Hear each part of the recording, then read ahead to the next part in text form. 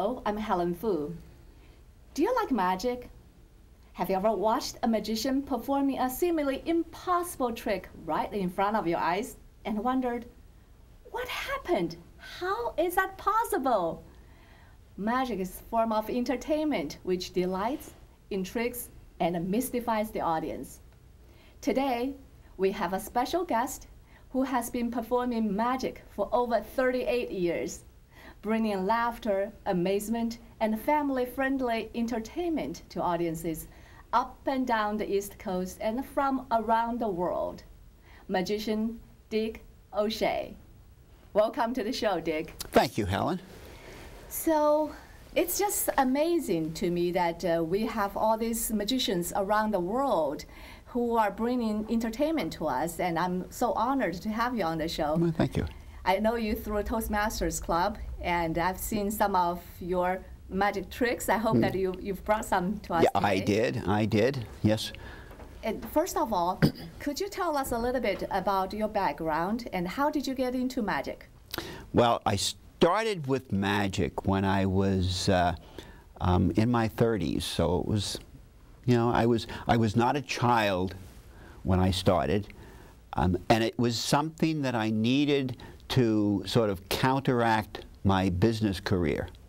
I worked in computers. I worked with computers, which are very logical and very absolute, and I needed something to counteract sort of to balance it. Yes, to balance my life.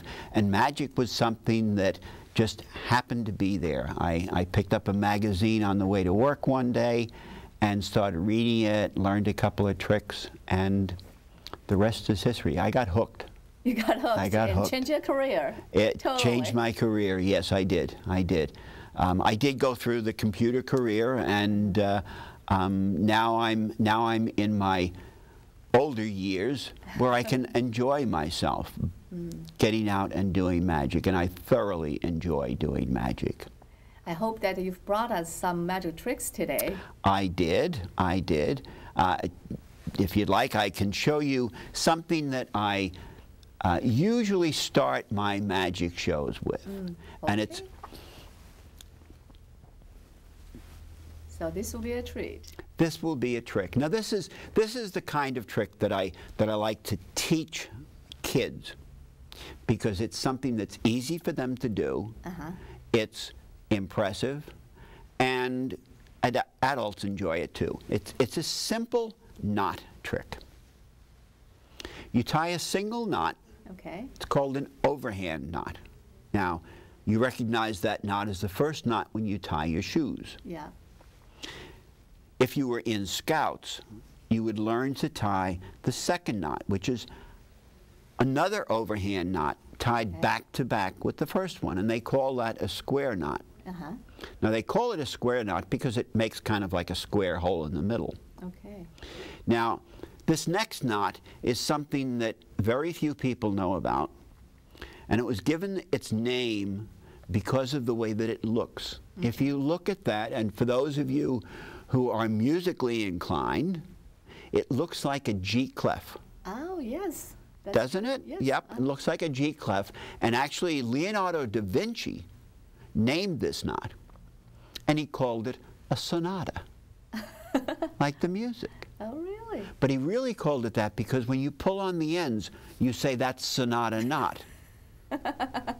But bump. You get a little groan out of it. People enjoy it. They're mystified because you went from 2 knots to no knot by tying one more knot, which is confusing. Yes. So that's the type of magic that you can start with, and that's the type of magic that I like to do. Something that's going to tickle the brain. I love that saying. Yep. Okay, so that's a nice trick, and that's not too hard to learn, I hope. It's not too hard to learn. Maybe after the show, yeah. I can teach you. Yep. Wonderful. Yep. And then I know that this is pretty much your career now, your main business. Yes. As a magician. Yes. So tell us, what do you do? Do you go to events? Do you go to shows? Or you teach students? Well, I spend more time putting shows together in preparation for my next performance. I'm working on school shows. I'm working on scout shows. I have my birthday party shows. Yeah. And I reach out to people and find out if they have some need of a magician. Okay. I did a fundraising show in Littleton last year that was very well received and enjoyed it. Well, wonderful. So people can really book you for a birthday party that you can come for, I don't know, half an hour? Half an hour, yep. And do some magic tricks? Yep. And bring some laughter to the kids, Yes. the grown-ups? Yes, yes. Yes. Yes, and from the ages of, I would say, 4 and up, Okay. I can entertain them. Yeah, Yeah. I guess it's never too late, or you can never be too old to enjoy some of the magic tricks, right? No, no. It's funny though. Children are the most difficult audience to fool. Because they have this intuitive or Well, they are more their observant. brain hasn't been trained to think along the certain path. Oh, interesting. What's magic to a child? Yeah. You know, so you need special magic for children, Oh, so it's different not from easy the to fool magic them, for huh? adults. That's good to know. Yeah. Actually, as I told you, that my son loved magic tricks, and so when he was like in 3rd grade, all of a sudden he fell in love with magic tricks, and then we were buying him these magic boxes like once a month, and so he would practice and then performing the tricks, you know, for family entertainment. And Yep. he still loves doing that once in a while. Yeah. Yeah. It's good for him to collect that and then put together a larger show for other people other than the family. Yeah, that's interesting. And tell us one of the events that you've been to recently. And as I understand it, you are also a great speaker. Thank so you. You put magic shows and speech, public speaking, public speaking together. Tell us more about that experience. Yes, I recently went to a convention, magic convention down in Daytona Beach, Florida. And it was my first chance to present my stage show. Now, I had built several illusions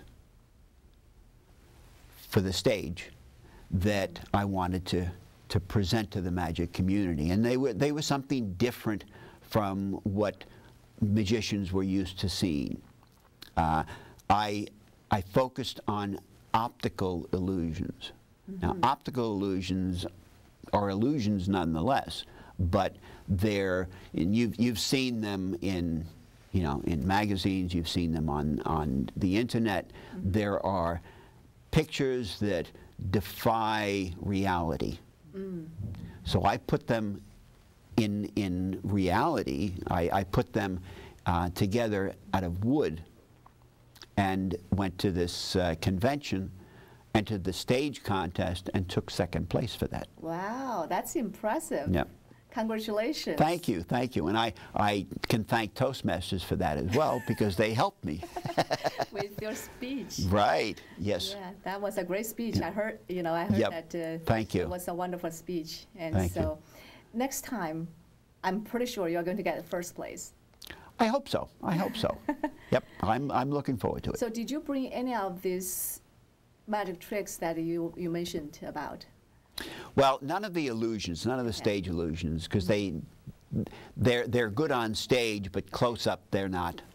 Okay, Right. understand. I do have an illusion that I can show you, so that you can understand what an illusion truly is. Because magic there's varieties of magic. The rope, the knot trick, was a trick.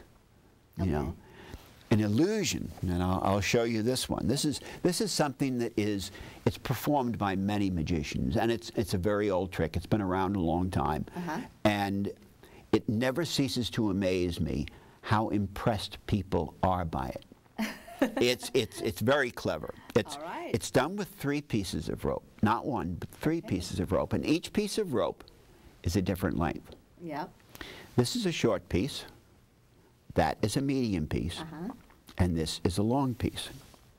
Now, the rope is just rope. It's not anything special. It's not made out of rubber. Okay. But the illusion happens when I take the ends and put them next to one another. It starts to give you the feeling that the ropes are in fact the same length. Okay. But of course the middle is a giveaway, so I have to correct that. And I do that by stretching them out like that. Now it begins to take effect. And you start to see that I've got 1, 2, 3 pieces of rope that look like they're the same length. But as I said, this is just an illusion. All I have in my hand are a short piece, a medium piece, and a long piece. Wow, how did you do that? That right in front of my eyes. is an illusion. Okay, so you tricked my eyes. I tricked your eyes, I tricked your mind in the process. There's a lot of psychology that goes on behind the scenes that you don't realize. I pay more attention next time when you perform that trick. That's interesting. And also, I've seen a lot of card games with magicians. It's like a must. Oh, yes. So every magician has some card games? Every magician has his card games, his card tricks. I've got one here that's one of my favorites. It's what they call is 3-card Monte. Okay. And it takes 3 cards, each one different. Okay. Now, the object of the trick, if you would, is to keep your eye on the one card that's different. Now, this card is black, but red on the back. Okay. This card is red on the front, also red on the back. And this card, black on the front, red on the back. Okay. When the cards are face down, it becomes difficult to remember where the red card is. Yeah. So you have to keep track of the red card. Just remember where the red card is. Now watch this and pay attention to the red card. Forget the black cards. Yeah. All I do is do that and that. And I've confused your mind. Because the cards are face down, you've lost track already. No, I didn't lose track. No, you I did. have my eyes You on did. that one. If you thought That's the one. you think that's it, sorry, Oh. you're wrong. And if you thought maybe I threw it over here, you'd be wrong as well. For you see, the ace is actually right there. Now, Okay. I'll show it to you one more time. All right. 3 cards face down. I mix them up a little bit like that. And all you have to do is keep track of the ace. Okay. Remember the ace. I'll put the ace there, and we'll put the 3 and the 2 on either side. Okay. Now you know where the ace is. Yeah. Until I do that. Now I've confused your mind again.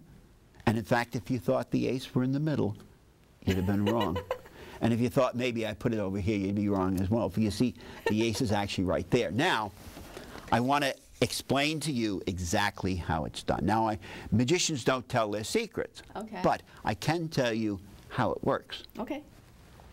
Magic is one of those things that confuses the mind because you expect certain things to happen. How many eyes do you have? 2, How many cards do I have? 3. Aha! Therein lies the secret. You can't keep track of all 3 cards with only 2 eyes. It's Well, physically actually, impossible. I need to correct that. I have 3 eyes. We also have a 3rd eye. Well, I'm going to take the 1 card away, leaving me just the ace and the 2. Okay. So we'll make it a little bit easier for you. We'll take the cards, and we'll go like that, and I've again confused your mind. If you thought the ace were here, you'd be wrong. If you thought it were here, you'd be wrong. But you see, the ace is actually right there. How did that happen? That is magic. Because I totally knew that you had that ace in your hands. Well, good job. I'm Thank you, impressed. thank you, thank you. It's fun and it's enjoyable, and it does, as I said, tickle the brain. It does. Yep. Talking about magicians, Yep. one of my favorite magicians is David Copperfield. Ah, You know him? I know him well. Yes, I do. I do. When I was in China, one year he came to China and did a huge show in a stadium in Hangzhou, and our whole family went there, and I was really close to the stage. I was like watching the whole thing, but what he did was pretty magical. Yes. Yeah, and so tell us a little bit about the different magicians and the different magic tricks and what you've learned from different magicians. Yeah. Throughout my years, I've watched and met a lot of magicians. David Copperfield I met when he was 19 years old. Oh, wow. He did a stage show at a magic convention where there were 1,200 magicians in attendance. A lot of, professional magicians in the audience. And he did his 5 or 7 minute show on stage and got a 20-minute standing ovation. Wow. The magicians were so impressed with the vigor and the entertaining value of this young magician. So David Copperfield is right up there on the list as far as, my favorites. Oh, really? Yes, yes. Some of the magicians that are around today, they're good, but it's not my style. Like David Blaine. David Blaine he's an excellent magician. He is. He's very good. Yeah. But his choice of magic it's not family friendly. I would say it's scary sometimes. It is scary. It is scary. There's a lot of magicians out there who like to border on the edge of, macabre, just the type of magic that's kind of gruesome. Yeah, I did watch some. I was really impressed. David Blaine's magic tricks, but I don't think it's really tricks. I think what he did was like something that normally people wouldn't want to do. Yeah, like starving yourself for how many days? Almost like 40 days or so. Right. And then, or drink gasoline, or swallowing broken glasses, and all of this, or have a needle go through your hand. Right. So I'm not quite sure that's very safe or healthy. Well, it's not what you want to show to children. Yeah. And that, to me, is, that's a big, that's where you're crossing the line at that point. It's not healthy. It's not healthy. I guess there's still some audience who enjoy that, and they love that part of it. Yep. Yeah. Okay. So there are different types of magicians and different types of tricks, I understand. Right. I like to think of myself as a family-friendly, entertainer. And that's the type of magic tricks I think that can really bring smile and laughter and health. Yes. Yeah, talking about David Copperfield, what I was impressed about him is that he made things seem so simple and easy, and he did it very flawlessly and so elegantly. That's the part I really enjoyed it, and like we're talking about, disappearing airplanes or make some big things just totally disappear in front of the audience. Right. Is that real? Well, it's entertaining. It's entertaining. Is any of the magic real? They're all tricks.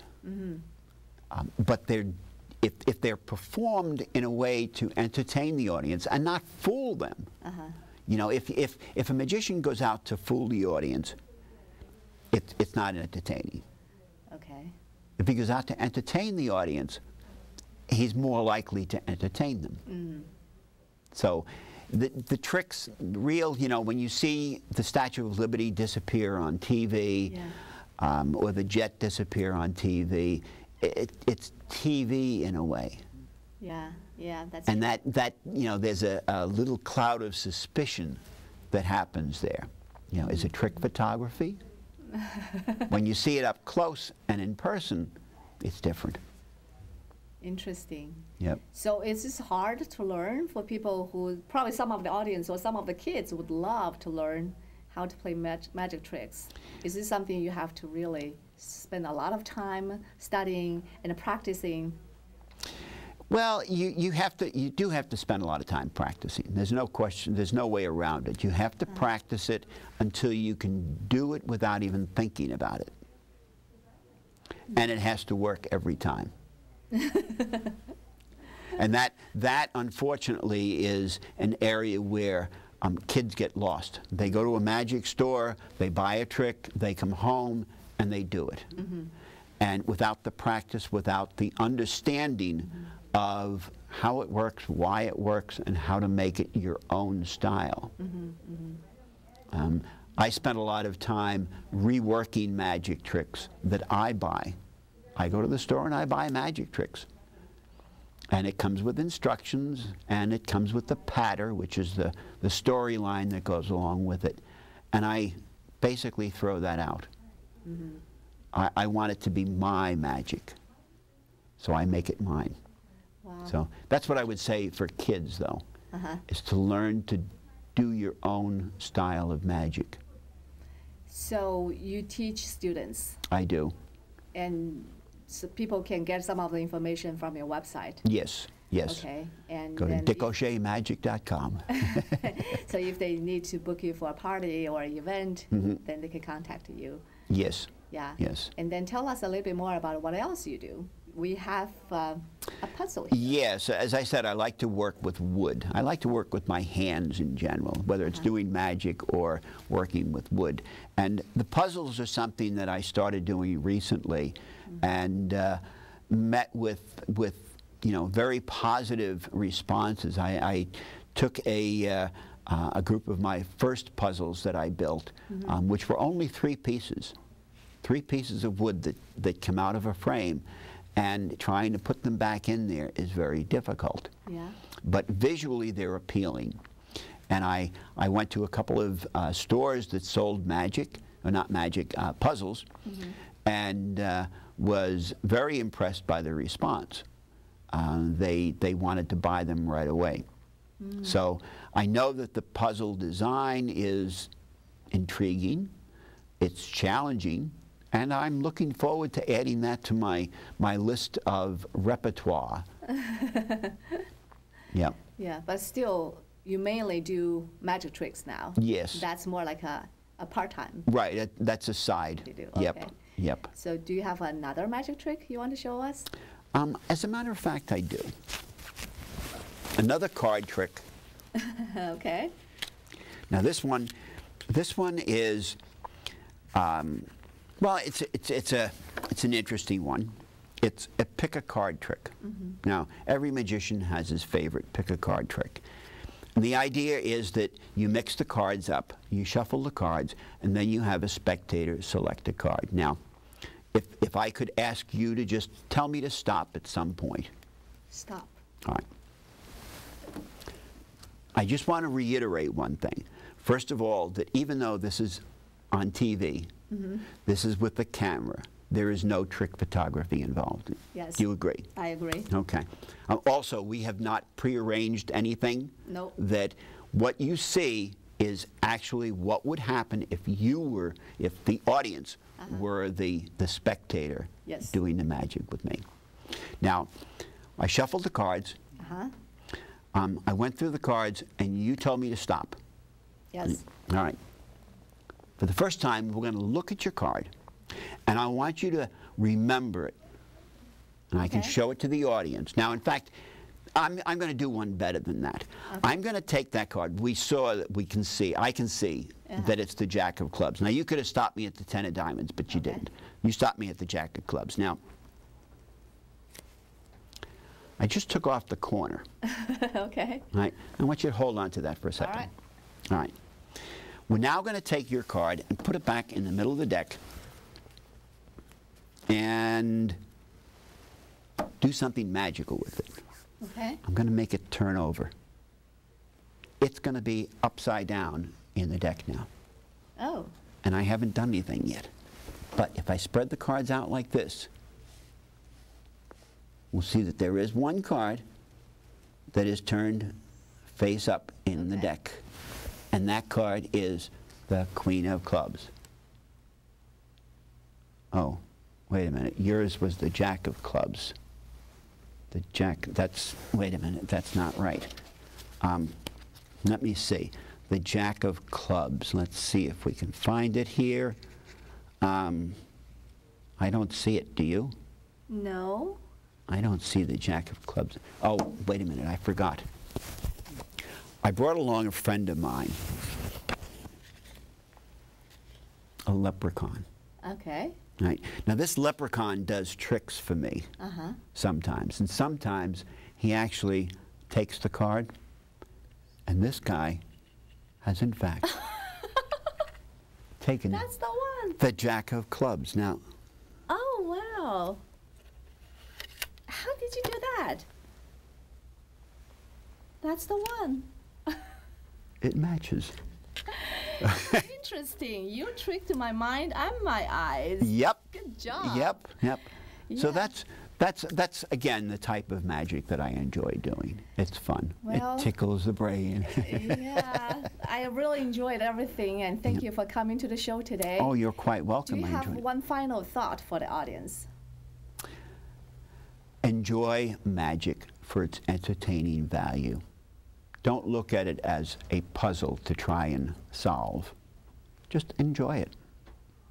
Thank you so much, Dick. Thank you. Well, I like what Dick said. Magic tickles the brain. I believe that any entertainment that makes us smile and laugh is good for our heart, mind, and spirit. So don't forget to laugh, smile, and have fun. Stay healthy and enjoy your life. See you next time.